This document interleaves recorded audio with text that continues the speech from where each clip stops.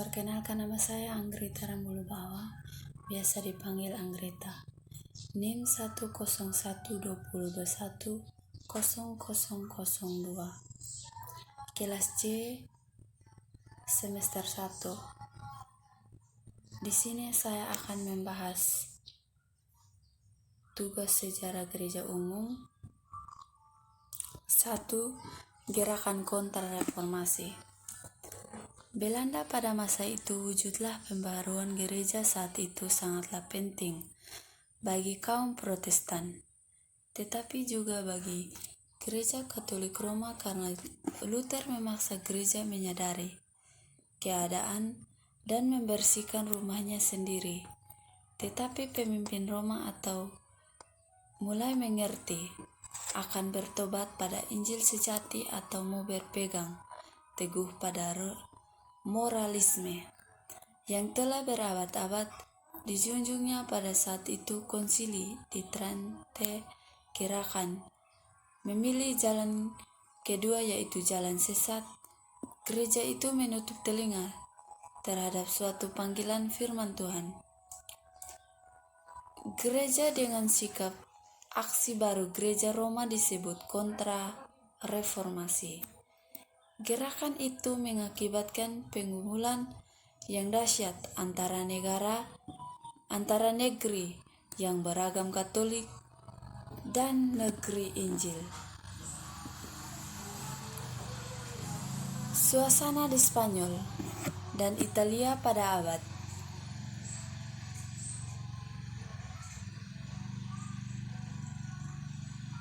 di bawah pemerintahan Kaisar Karel V dan anaknya Raja Pius II, negeri pemimpin kontra-reformasi Inkuisisi dilakukan oleh negara atas nama gereja dengan sangat keras dan bangis dengan segala gerakan rohani yang penyesatan pada tahun 1520 dan kemudian suasana pada masa reformasi. Ada beberapa golongan yang berusaha dan sungguh-sungguh untuk merawat badan gereja, dan terbentuk beberapa golongan yang mistik dipengaruhi oleh Paulus maupun oleh Humanisme, dan terbentuk beberapa ordo baru yang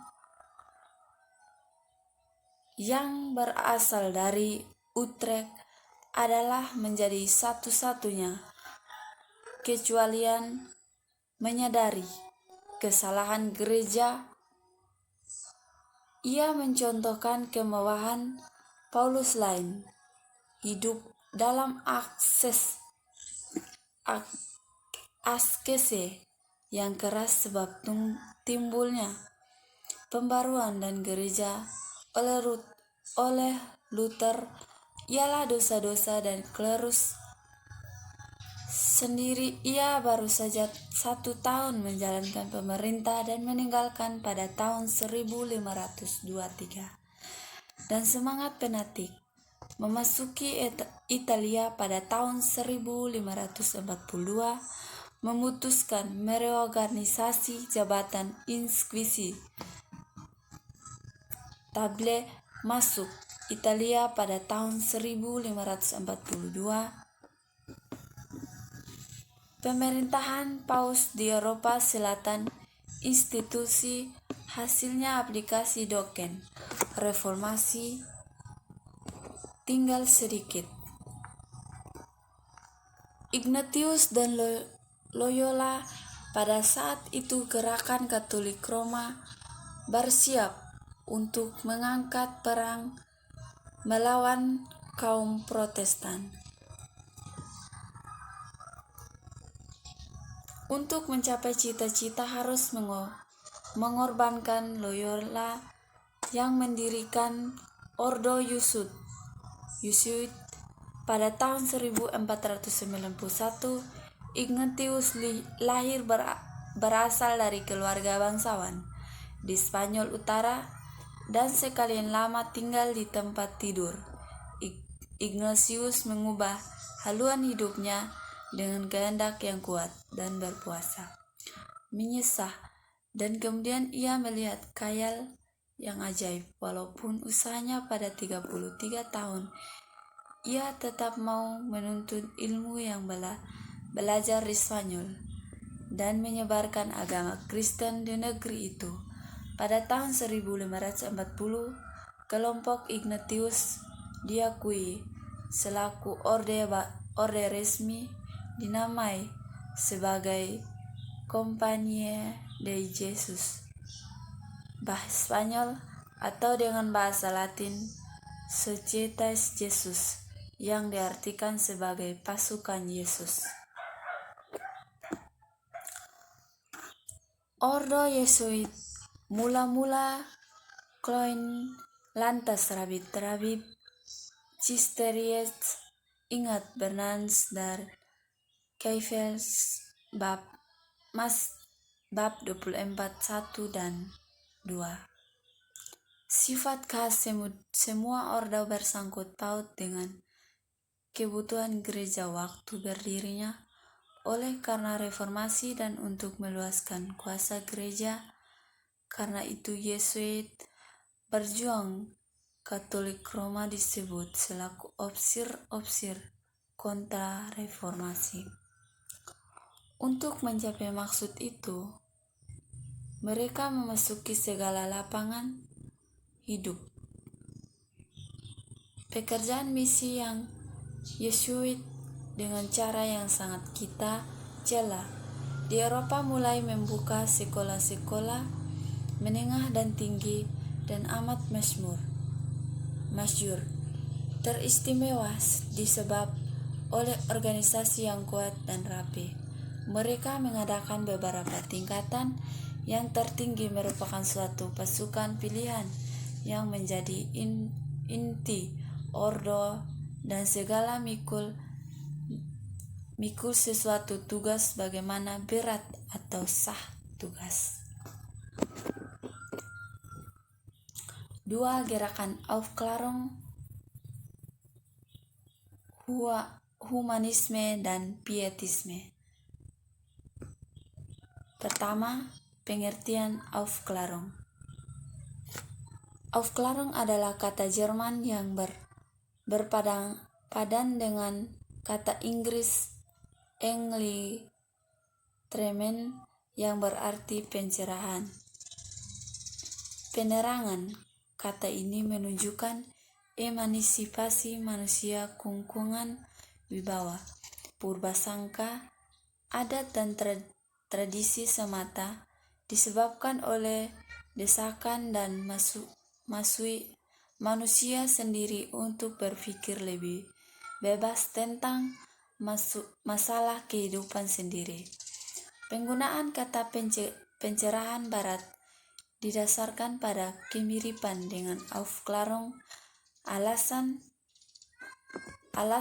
penggunaan sendiri untuk mendapatkan wawasan tentang hakikat dunia kita sebagai soal fakta dan lebih kemiripan dengan romantisisme dibandingkan dengan pencerahan, penekanan pada perasaan, wawasan intuitif pada esensi sejati di luar dunia. Pemimpin kan mengartikan Aufklärung sebagai pembebasan manusia dari keadaan bersifat minoritas dan membuat dirinya mampu menggunakan pemahaman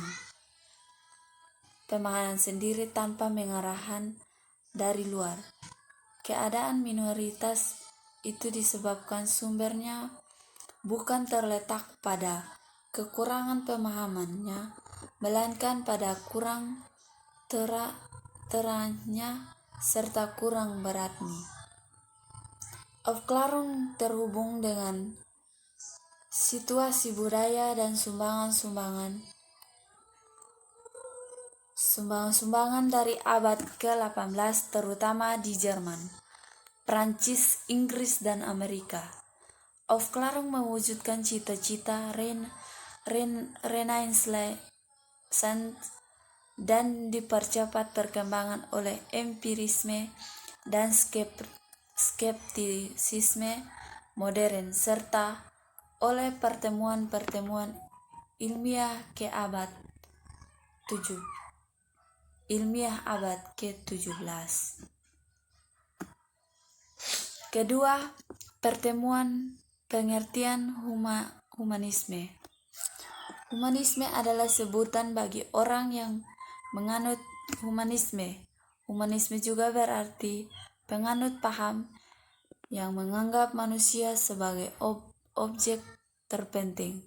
Menurut Kamus Besar Bahasa Indonesia, humanisme adalah orang yang mendambakan dan memperjuangkan terwujud pergaulan hidup yang lebih baik berdasarkan asas peri kemanusiaan, pengabdi kepentingan sesama umat manusia. Seorang humanis juga merupakan seorang yang percaya bahwa cara terbaik untuk memahami realitas di sekitar kita adalah melakukan pengetahuan yang diperoleh dan pengalaman dan akal. Bagi beberapa humanisme hanyalah kebenaran yang harus kita akui untuk mendapatkan pemahaman yang berarti tentang bagaimana dunia di sekitar kita bekerja guna memahami seutuhnya apa itu humanis. Sebelumnya perlu dipahami pula apa itu humanisme yang menjadi pegangan para humanis. Sepanjang sejarah yang tercatat, ada orang-orang non-religius yang percaya bahwa kehidupan ini adalah satu-satunya kehidupan yang kita miliki, bahwa alam semesta adalah fenomena alam tanpa sisi supernatural, dan bahwa kita dapat hidup etis dan memenuhi kehidupan atas dasar akal dan kemanusiaan. Mereka telah mempercayai metode ilmiah, bukti dan alasan untuk menemukan kebenaran tentang alam semesta, dan telah menempatkan kesejahteraan dan kebahagiaan manusia di pusat pengambilan keputusan etis mereka. Surat ini orang yang memiliki kepercayaan dan nilai yang sama disebut humanis, dan kombinasi sikap ini disebut humanisme. Jutaan orang di Inggris berbagi cara hidup dan cara memandang dunia ini, tetapi banyak dari mereka belum pernah mendengar kata humanisme dan tidak menyadari bahwa kata yang demokratis dan etis yang menegakkan bahwa manusia memiliki hak dan tanggung jawab untuk memberi makna dan bentuk pada kehidupan sendiri. Humanisme berarti pembangun masyarakat yang lebih manusiawi melalui etika yang didasarkan pada nilai kemanusiaan dan alam lainnya, dalam semangat nalar yang menyelidikkan bebas melalui kemampuan manusia. Humanisme tidak teistik dan tidak menerima pandangan supernatural tanpa realitas. Menurut The Minimum Statement on Humanis International, maka dan dari itu seorang humanisme mendasarkan pemahaman mereka tentang dunia pada akal dan metode ilmiah, menolak kepercayaan supernatural atau ketuhanan sebagai penjelasan yang buruk atau ide-ide yang tidak terbentuk. Seorang humanis mendasarkan kembali keputusan etisnya pada akal dengan memasuki empati dan mengarah pada kesejahteraan dan pemenuhan makhluk hidup. Ketiga, pengertian pietisme.